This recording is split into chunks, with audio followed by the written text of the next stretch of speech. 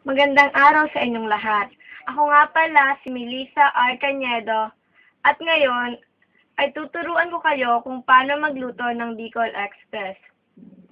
Una, ipapakita ko muna sa inyo ang mga ingredients na ating gagamitin. Ang carrots, ang patatas, ang karne, gata, sibuyas, bawang at sili. Una,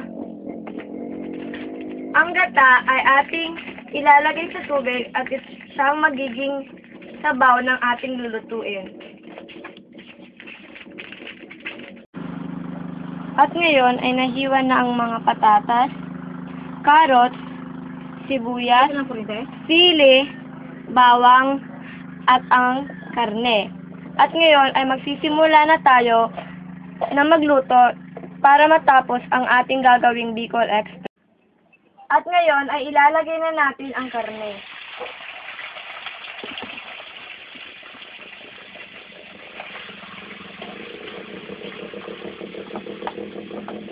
At hintayin itong maluto at isusunod ang paglalagay ng gata.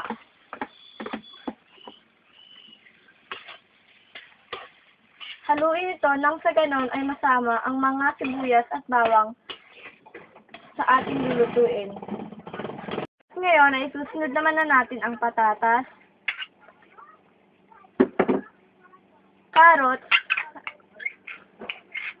at ihalo ito hanggang sa ito ay maluto. At hintayin itong maluto at ngayong nailagay na natin ang gata at sili, ay hayaan na itong maluto.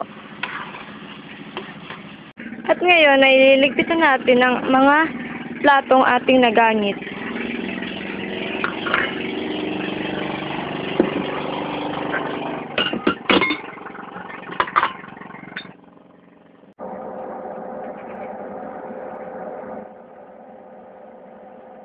At sa wakas, natapos na rin natin ang ating niluto. At narito na ang ating Bicol Express. Hanggang sa muli. Salamat. Thanks.